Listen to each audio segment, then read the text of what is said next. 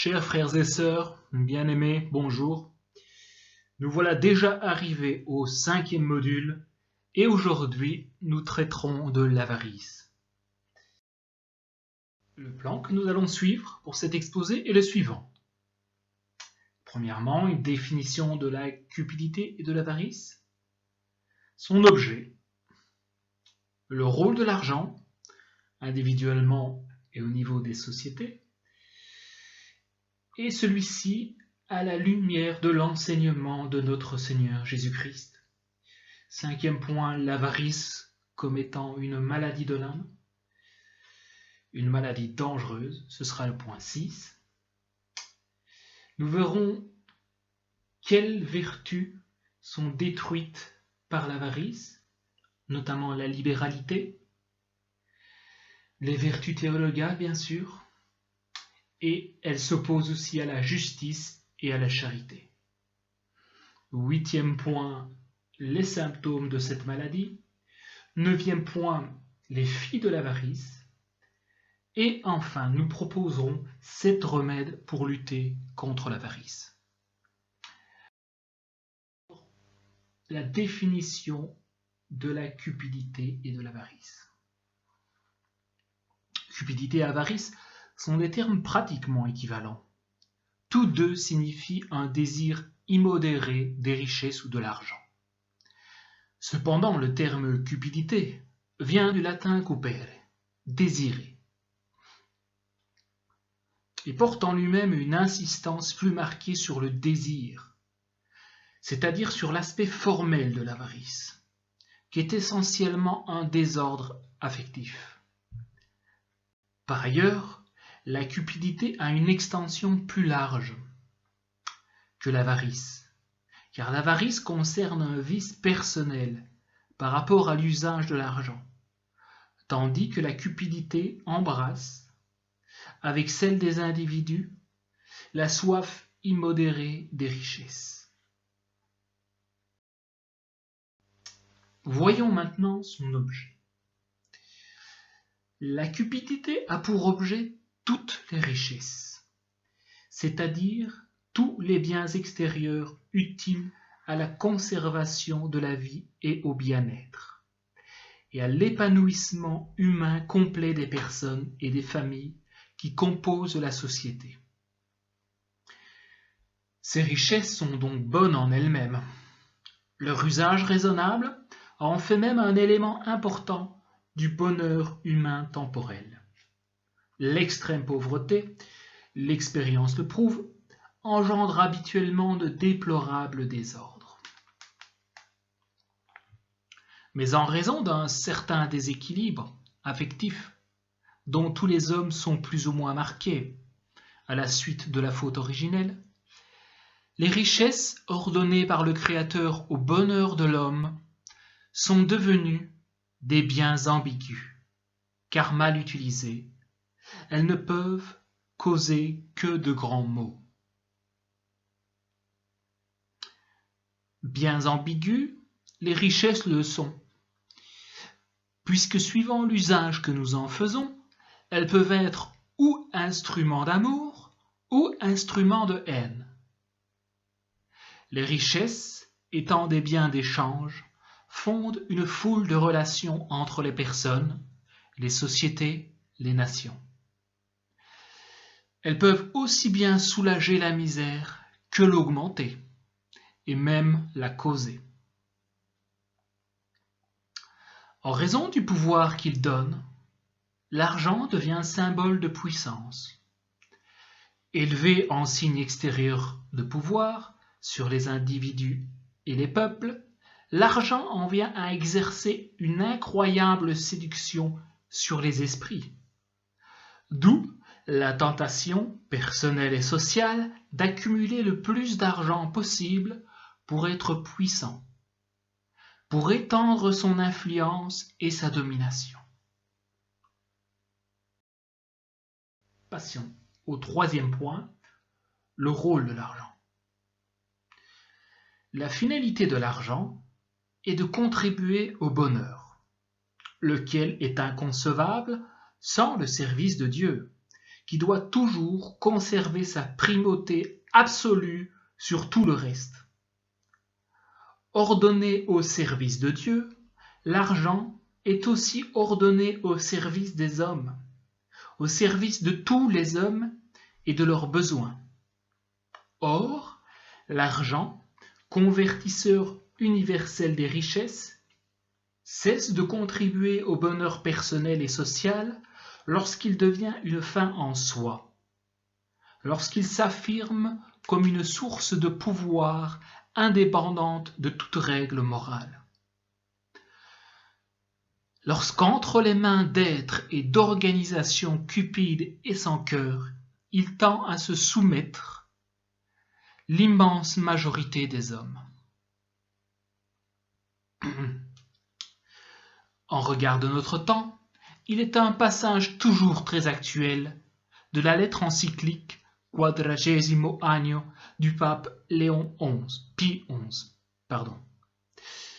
qui dénonce avec la plus grande fermeté l'argent inique, c'est-à-dire l'argent détourné de sa fin, est devenu essentiellement un instrument de pouvoir. Je cite un passage de cette lettre encyclique.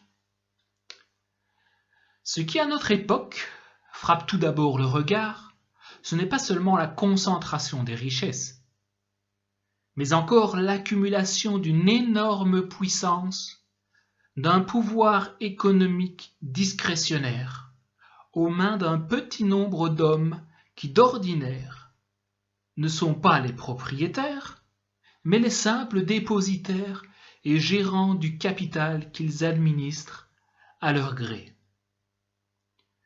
Ce pouvoir est surtout considérable chez ceux qui, détenteurs et maîtres absolus de l'argent, gouvernent le crédit et le dispensent selon leur bon plaisir.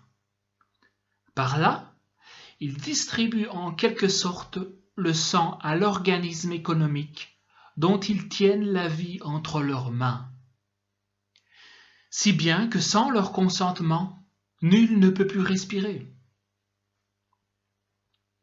Cette concentration du pouvoir et des ressources, qui est comme le trait distinctif de l'économie contemporaine, est le fruit naturel d'une concurrence dont la liberté ne connaît pas de limite.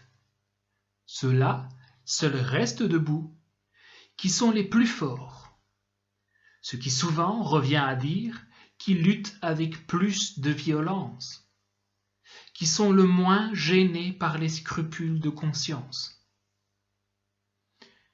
À son tour, cette accumulation de force et de ressources amène à lutter pour s'emparer de la puissance.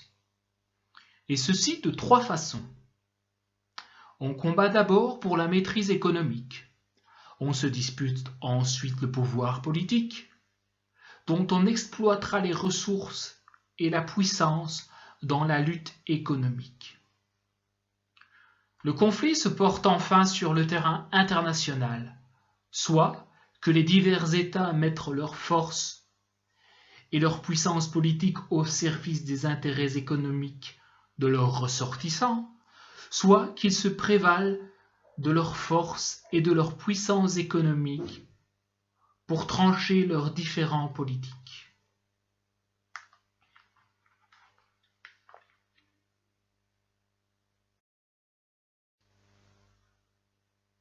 Voyons maintenant l'enseignement lumineux de notre Seigneur Jésus-Christ par rapport à ce thème de l'argent. Autant par l'exemple de sa vie que par sa conduite, Jésus, dès sa naissance dans une étable à Bethléem, s'attaque aux attachements, aux richesses comme à une source principale de malheur pour les hommes. Il commence son sermon inaugural où il expose son programme spirituel par la béatitude de la pauvreté. « Bienheureux, vous qui êtes pauvres, proclame-t-il, car le royaume des cieux est à vous. » En contrepartie, il veut faire comprendre que la voie du désir et de l'accumulation des richesses est une voie de malheur. « Malheur à vous, les riches, car vous avez reçu votre consolation. De Luc au chapitre 6, versets 20 à 24. Non que Jésus méprise les richesses et les condamne, car il est venu pour sauver les pauvres et les riches. C'est l'attachement aux richesses qu'il condamne, c'est-à-dire l'amour de l'argent, la cupidité ou avarice. Il y voit le premier obstacle pour entrer dans le royaume des cieux, pour vivre en enfant de Dieu et pour marcher à sa suite, dans l'humilité et l'obéissance d'amour au Père. Il voit donc, dans la cupidité, l'obstacle premier à cette conversion du cœur qui ouvre le ciel.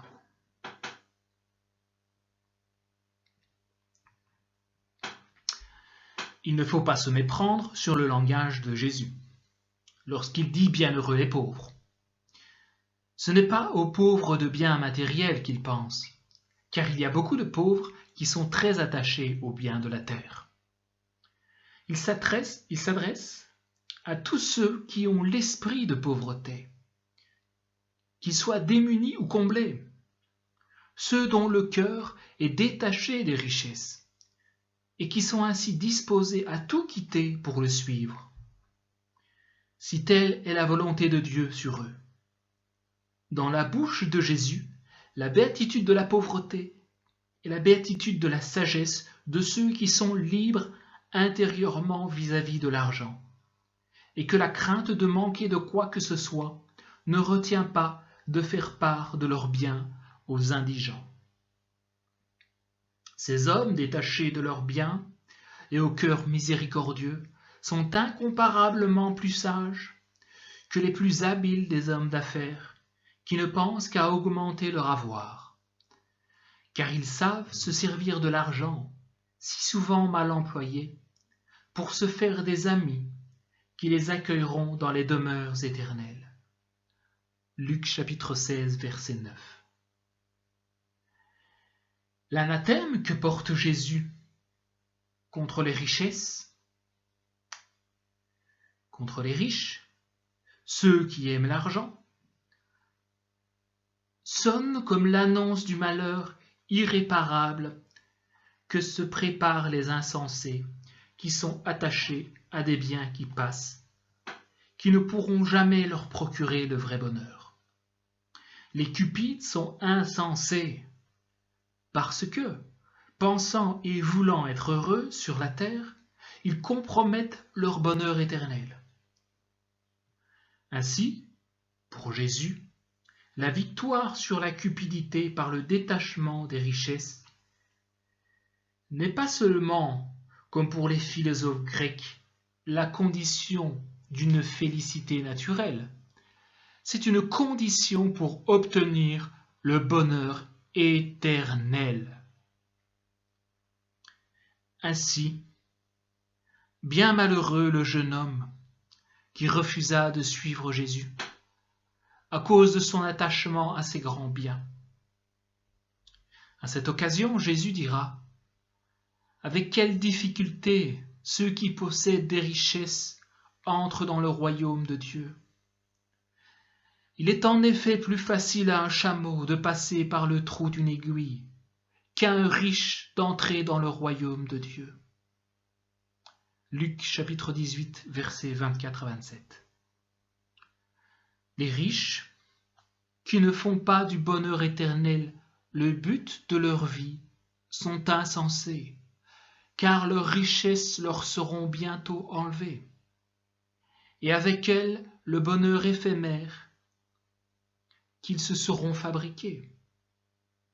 C'est la grave leçon qui se dégage de la parabole du riche insensé, en Luc chapitre 12, versets 16 à 21. Cet homme s'est construit de nouveaux greniers pour y amasser les excédents de ses récoltes, car il croit son bonheur assuré pour de très nombreuses années.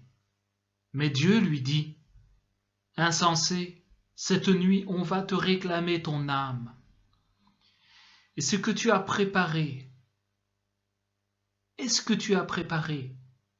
Pour qui sera-ce? Luc, chapitre 12, verset 20. Et encore, insiste Jésus, que sert à l'homme de gagner l'univers entier s'il vient à perdre son âme? L'homme, que peut-il donner en échange de son âme? Matthieu chapitre 16, verset 26.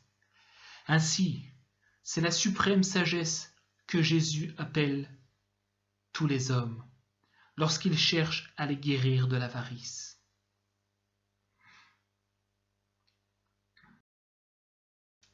Voyons maintenant l'avarice comme maladie de l'âme.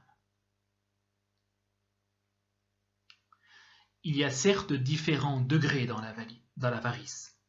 Elle peut être une tendance, venant de l'insécurité, à accumuler des biens plus qu'il ne se doit.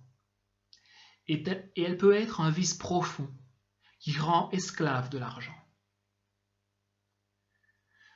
Quand elle affecte habituellement le comportement, on peut parler d'une maladie de l'âme. Une maladie d'ordre affectif, comme le remarque saint Thomas d'Aquin. Car l'avarice implique un dérèglement concernant les affections intérieures que l'on a pour les richesses, comme quand on les aime, ou qu'on les recherche, ou qu'on se délecte en elles immodérément. À ce point de vue affectif, l'avare se fait mal à lui-même.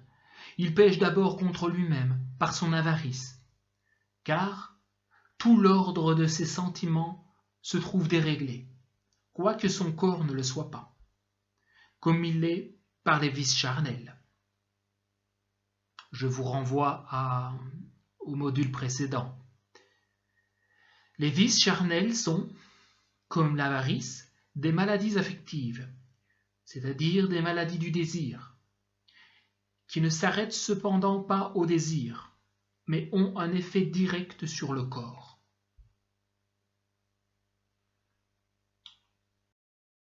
Nous allons voir maintenant pourquoi cette maladie est très dangereuse. Les désirs charnels, comme nous venons de l'évoquer, sont dans un certain sens moins dangereux que le désir de l'argent. Pourquoi? Car les désirs charnels s'apaisent par leur satisfaction, et leur excès engendre le dégoût. Tandis que le désir immodéré de l'argent, lorsqu'il ronge et domine le cœur, ne connaît pas de limite et est insatiable. À la question posée si l'avarice est un vice incurable, saint Thomas d'Aquin répond que l'avarice n'est pas un vice incurable en lui-même, mais qu'il l'est relativement, par suite des faiblesses de la nature humaine, qui vont toujours croissant, car plus un individu est faible, plus il a besoin du secours des choses extérieures. Et c'est pour cela qu'il est plus porté à l'avarice, comme nous pouvons l'observer chez les vieillards. Par conséquent, ce qu'il y a d'irrémédiable dans ce vice ne prouve pas qu'il soit le plus grave, mais qu'il soit d'une certaine façon le plus dangereux. Ce qui rend aussi ce vice dangereux, ajoute saint Thomas, c'est qu'on se fait illusion facilement à son sujet. On trouve tant de prétextes pour l'excuser qu'on peut en être atteint sans le savoir.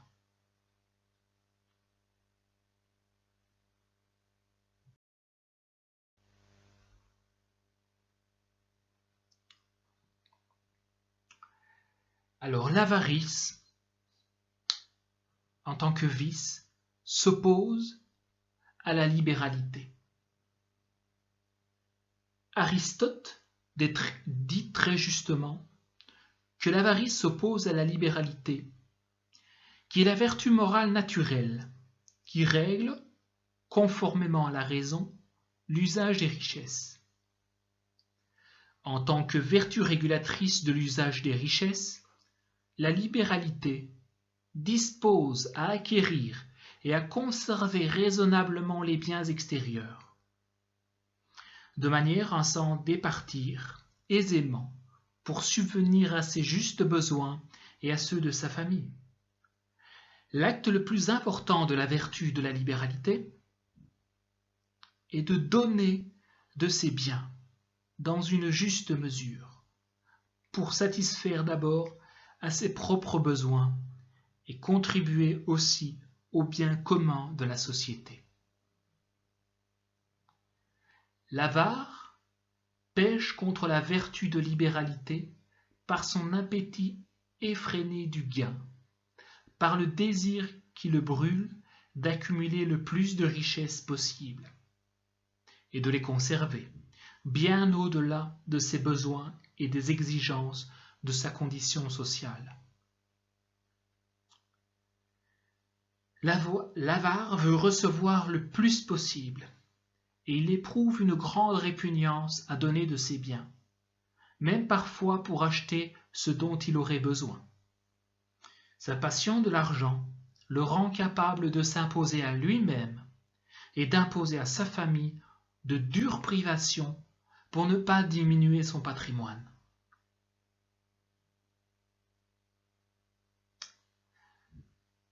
Point B. L'avarice s'oppose aux vertus théologales. Dans la mesure où quelqu'un est esclave de l'argent, il préfère les biens temporels aux biens éternels, et ainsi il pèche contre Dieu.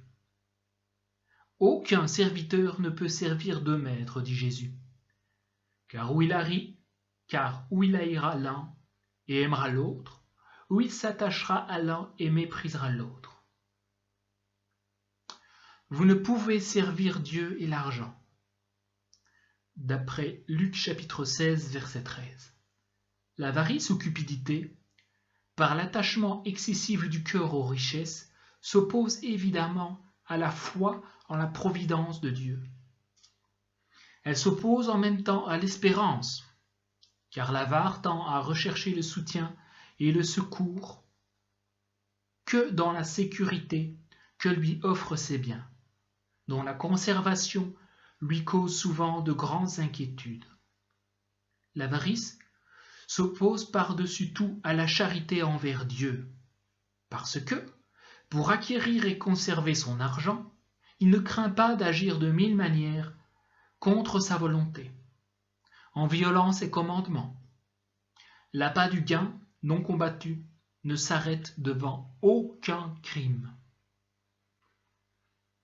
L'avarice ne fait pas que s'opposer aux vertus théologales, elle s'oppose à Dieu lui-même, l'argent prenant dans le cœur de l'avare la place de Dieu. C'est pourquoi saint Paul voit dans la cupidité une forme d'idolâtrie. Voir Colossiens chapitre 3, verset 5. Le cupide est un idolâtre, affirme-t-il. Dans Éphésiens chapitre 5, verset 5. À sa suite, plusieurs pères stigmatisent ainsi l'avarice.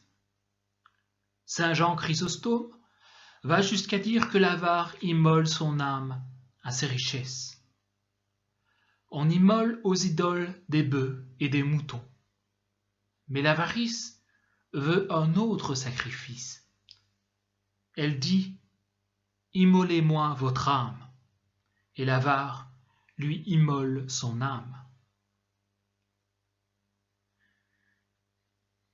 Et enfin, le point C, elle s'oppose à la justice et à la charité à l'égard du prochain.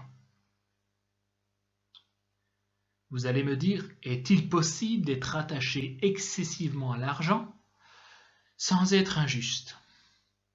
Eh bien oui. Est-ce qu'être avare signifie nécessairement être injuste? Eh bien non.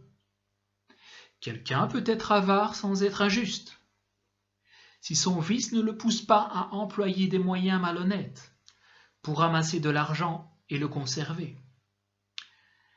Hélas, c'est le contraire qui se produit le plus souvent. La passion de l'argent fait habituellement sauter tous les interdits, toutes les règles morales. La cupidité est le chemin par excellence des pires injustices. C'est elle qui inspire toutes les formes imaginables de fraude, de vol et d'abus de confiance, et cela dans tous les secteurs de l'activité humaine. La soif insatiable de l'argent, non seulement chez les requins de la finance, mais aussi chez tous ceux qui sont atteints de cette maladie morale, ne connaît dans la pratique d'autre loi que la fourberie et l'habileté pour s'emparer du bien d'autrui ou le retenir. Les profiteurs, au cœur ténébreux et insensibles à la souffrance de leurs victimes, sont un véritable fléau. Si l'avarice ne comporte pas nécessairement de faute contre la justice, par ailleurs, elle porte toujours atteinte à la charité à l'égard du prochain.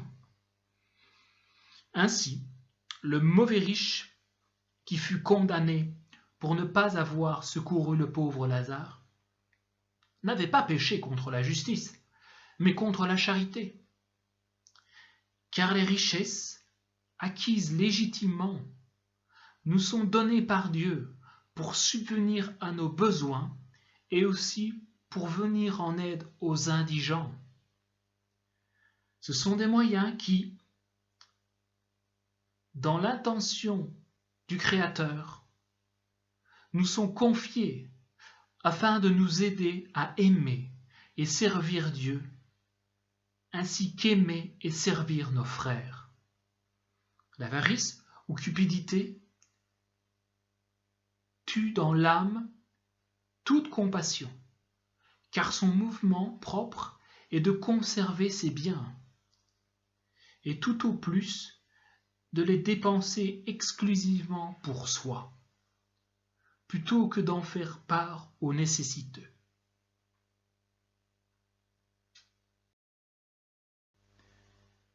Huitième point, voyons maintenant quels sont les symptômes de cette maladie. L'avarice est une maladie de l'âme. Nous l'avons vu. D'où la nécessité de déceler les symptômes de cette maladie très dangereuse, parce qu'insidieuse, et portée à se voiler sous des dehors très raisonnables de sécurité, d'avancement social, d'amélioration de sa qualité de vie, de prospérité économique, et même d'une certaine générosité. Car l'avare, celui qui manie des sommes colossales, aime être considéré comme un philanthrope. Les largesses auxquelles il consent justifient sa soif de posséder davantage, son insatiable cupidité.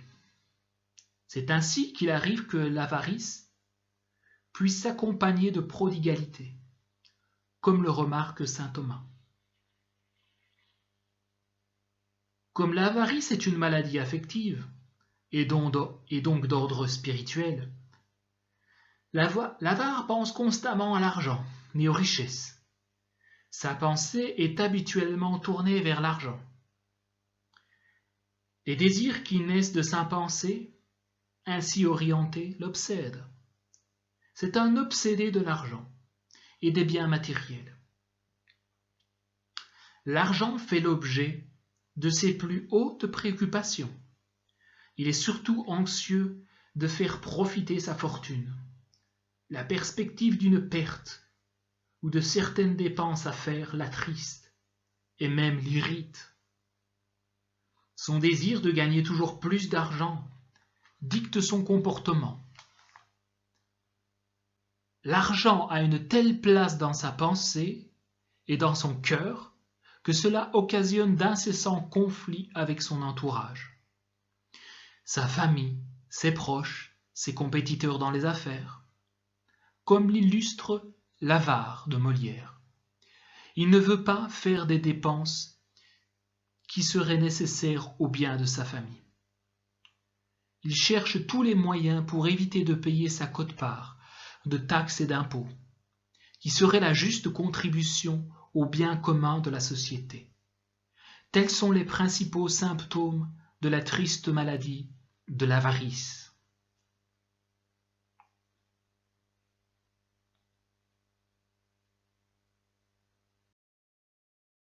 Avant-dernier point, voyons maintenant quelles sont les filles de l'avarice.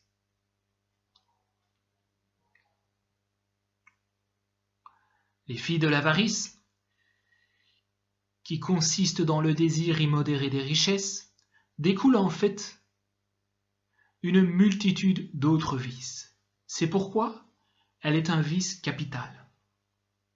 L'amour de l'argent, du Dieu argent, qui promet à ses sujets de combler tous leurs désirs, engendre 7 filles qui, selon saint Grégoire le Grand, sont les vices issus de l'avarice. Les 7 filles qui naissent de l'avarice sont la trahison, la fraude, la tromperie, le parjure, l'inquiétude, la violence, la dureté de cœur ou l'insensibilité à l'égard des misères d'autrui.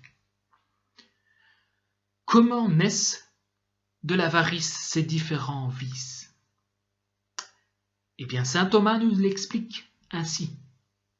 L'avarice étant un amour déréglé des richesses, elle tombe dans 2 sortes d'excès. Premièrement, elle tient trop à conserver les biens qu'elle possède. Et il en résulte qu'elle rend insensible à la misère d'autrui, parce que le cœur n'est pas adouci par la compassion, et excité à user de ses richesses pour venir au secours des malheureux. Deuxièmement, l'avarice tient trop à acquérir des biens. Sous ce rapport, on peut la considérer de 2 manières. D'abord, d'après ce qu'elle est dans l'affection. À cet égard, elle produit l'inquiétude, parce que l'homme se donne des soucis et des soins superflus, car l'avare n'est jamais rassasié, comme dit l'Écriture. Ensuite, pour avoir le bien d'autrui, tantôt elle emploie la force, ce qui appartient à la violence, tantôt le dol, ce qui prend le nom de tromperie. Quand il se pratique par la parole, simplement, est celui de parjure, si on y ajoute la foi du serment. Mais si le dol se commet par des actes, il y a fraude relativement aux choses, et il y a trahison relativement aux personnes, comme on le voit dans l'exemple de Judas, qui trahit le Christ par avarice. La dépendance de l'argent, avec le désir du pouvoir qui l'accompagne, ferme donc le cœur à la compassion, le durcit, le rend inhumain. C'est l'effet de l'avarice qui a le plus frappé saint Jean Chrysostome. Il n'y a pas d'expression assez forte pour dénoncer cette inhumanité. La dépendance de l'argent remplit l'âme d'inquiétude. Elle inspire la violence, car pour s'emparer des biens d'autrui, on est prêt à éliminer ses légitimes possesseurs, et même à lancer de vastes opérations de guerre, si les richesses convoitées en valent la peine. Il faudra bien entendu cacher ces véritables intentions sous de nobles prétextes d'un combat nécessaire pour la liberté, pour la démocratie, pour le progrès de la civilisation. La soif exécrable de l'argent et du pouvoir utilise sans sourciller, avec le sourire même, le mensonge, le parjure, la fraude, à petite et grande échelle, comme dans certains scandales boursiers, et cette soif démoniaque ne recule devant aucune trahison. C'est ce qui faisait dire au grand orateur Cicéron, vivant dans un milieu politique corrompu, qu'il n'y a pas de devoir si saint et si solennel que l'avarice n'ait coutume d'avalir et de violer.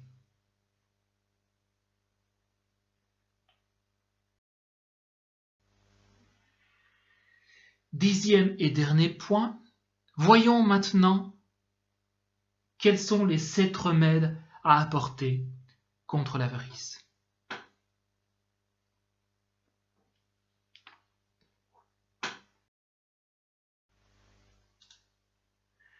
Voilà, le premier des conseils est d'en prendre conscience. Il faut d'abord en effet en prendre conscience, ce qui est beaucoup moins facile qu'on puisse le penser, comme l'avait fait remarquer saint François de Sales. Hélas, Philothée, écrit-il, jamais nul ne confessera d'être avare. Chacun désavoue cette bassesse et vilité de cœur. On s'excuse sur la charge des enfants qui pressent, sur la sagesse qui requiert qu'on s'établisse en moyens. Jamais on en a trop. Il se trouve toujours certaine nécessité d'en avoir davantage. Et même les plus avares, non seulement ne confessent pas de l'être, mais ils ne pensent pas en leur conscience de l'être. Non, car l'avarice est une fièvre prodigieuse, qui se rend d'autant plus insensible qu'elle est plus violente et ardente. Moïse vit le feu sacré qui brûlait un buisson, et ne le consumait nullement. Mais au contraire, le feu profane de l'avarice consume et dévore l'avaricieux, et ne brûle aucunement, au moins au milieu de ses ardeurs et chaleurs plus excessives. Il se vante de la plus douce fraîcheur du monde, et tient que son altération insatiable est une soif toute naturelle et suave. Puis saint François de Sales donne ces signes qui permettent de diagnostiquer la maladie de l'avarice ou cupidité. Si vous désirez longuement, ardemment et avec inquiétude les biens que vous n'avez pas, vous avez beau dire que vous ne les voulez pas avoir injustement, pour cela vous ne cesserez pas d'être vraiment avare. Celui qui désire ardemment, longuement et avec inquiétude de boire, quoiqu'il ne veuille pas boire que de l'eau, ne témoigne-t-il pas d'avoir la fièvre? Ainsi, l'avarice est une fièvre de l'âme, se rapportant à son intense désir des richesses. C'est cette fièvre dont souffrait le roi Akab, dans son désir impatient de posséder la vigne de Naboth. Premier des rois, chapitre 21. Deuxième conseil que nous allons donner, c'est évidemment la prière. La maladie de l'avarice ne se guérit pas par le seul effort de la volonté. Après en avoir pris conscience, à partir de ces symptômes, il faut certes vouloir en guérir, mais la guérison du désir immodéré des richesses, qui obsède l'imagination et la pensée, ne peut s'obtenir que par la grâce de Dieu. La raison en est que cette maladie enveloppe l'âme de ténèbres si épaisses, par l'attachement aux biens extérieurs qu'elle implique, que seul le Seigneur peut de sa lumière divine percer l'épaisseur de ces ténèbres. C'est donc vers lui qu'il faut se tourner, par des supplications incessantes, pour vaincre l'aveuglement derrière lequel se cache l'avarice. Cet aveuglement étant le milieu favorable à la persistance et à la croissance de la maladie. Troisième conseil, contempler l'exemple et la doctrine de notre Seigneur Jésus-Christ.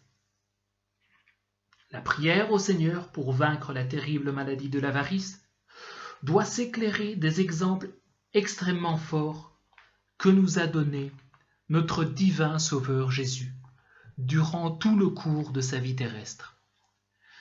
Dans sa naissance, sa vie cachée et publique, sa passion et sa mort. Jésus, le roi des rois et le Seigneur des seigneurs, à qui tout appartient en tant que créateur, a voulu vivre dans un tel détachement et une telle pauvreté qu'il n'avait même pas une pierre où reposer la tête. Comme il l'a dit lui-même, « Les renards ont des tanières et les oiseaux du ciel des abris, mais le Fils de l'homme n'a pas où reposer sa tête. » Luc, chapitre 9, verset 58. Juste le fait de regarder souvent Jésus pauvre et si humble, avec le désir de l'aimer et de compter parmi ses disciples, est un remède à l'avarice et à toutes les formes de cupidité. Tout l'enseignement de Jésus concernant le bon usage des richesses, et en particulier cette prudence supérieure qui consiste à se servir des biens matériels dont on est pourvu pour soulager la misère d'autrui, nous montre en quelle direction il faut aller pour trouver les meilleurs remèdes à l'avarice. Pour acquérir les vertus de libéralité, de compassion et de charité fraternelle, opposées à l'étroitesse et à la dureté de cœur que cause l'avarice, il n'y a pas de plus haute sagesse que la doctrine enseignée et vécue par Jésus-Christ, les apôtres et tous les saints, parmi lesquels le Poverello d'Assise, Saint François, brille d'un éclat particulier.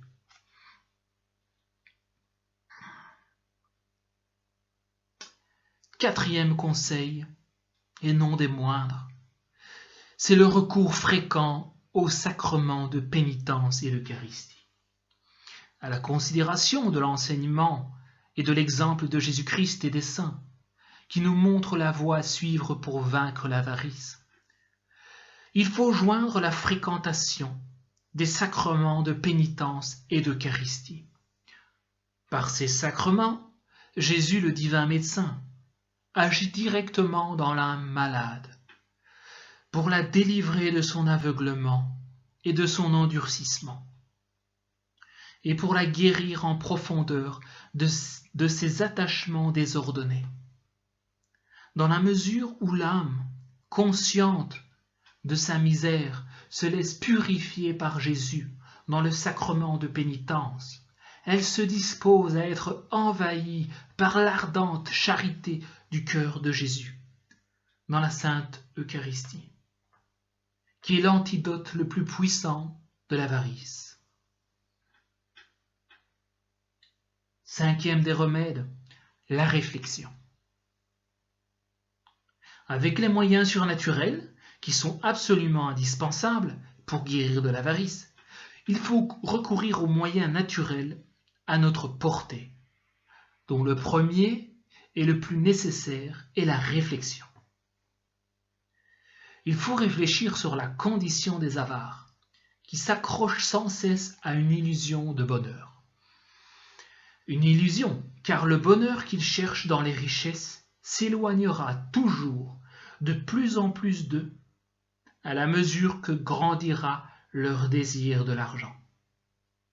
La passion de l'argent, qui dévore le cœur, est en effet insatiable. L'avare ne peut pas être vraiment heureux. Il se fatigue, il s'impose 1000 privations, sans même pouvoir jouir de sa fortune. Il vit dans une inquiétude perpétuelle de perdre ce qu'il a amassé. Il se rend odieux à tout le monde. Néanmoins, le pouvoir que lui confère son argent, car ce pouvoir est détestable, en tout cas, il n'est jamais aimable. Une autre réflexion qu'on peut faire concerne la folie de s'attacher à des biens qui, de toute façon, nous seront violemment arrachés au moment de la mort. Si vous êtes incliné à l'avarice, écrit saint François de Sales à une dame, pensez souvent à la folie de ce péché qui nous rend esclaves de ce qui n'est créé que pour nous servir. Qu'à la mort, aussi bien faudra-t-il tout quitter et le laisser entre les mains de tel qui le dissipera ou auquel cela servira de ruine et de damnation. Sixième remède, l'accompagnement psychologique et spirituel. Pour guérir de la dépendance à l'argent, surtout chez les grands malades que sont le joueur compulsif. L'aide de personnes ressources qui connaissent bien la maladie en cause est toujours très utile et parfois nécessaire. Ces personnes en qui on peut mettre sa confiance si, avec l'expérience professionnelle, elles ont une foi éclairée et vivante, agiront comme des thérapeutes spirituels, soucieux de comprendre leurs malades, de leur prescrire les remèdes les plus appropriés à leurs conditions, et de les soutenir dans le travail intérieur qu'ils ont à faire pour leur rétablissement. Toute dépendance à vaincre met dans une position de combat spirituel, pour lequel il faut apprendre les meilleures stratégies qui conduiront l'âme à sa libération. Il s'agit de se défaire d'une vieille mentalité d'esclave pour en acquérir une nouvelle d'homme libre. Comme l'enseigne le plus illustre des psychologues, qui est Jésus-Christ, il faut, pour devenir intérieurement libre en face de l'argent, soumettre complètement le désir des richesses matérielles à un désir plus profond et plus ardent des richesses spirituelles, au point que ce soit ce désir qui détermine toute la conduite. N'amassez pas pour vous des trésors sur la terre, où les vers et la teigne les consument, où les voleurs percent les murs et dérobent. Amassez-vous plutôt des trésors au ciel, où ni les vers ni la teigne ne consument, où les voleurs ne percent pas les murs, ni ne dérobent. Car là où est ton trésor, là aussi sera ton cœur.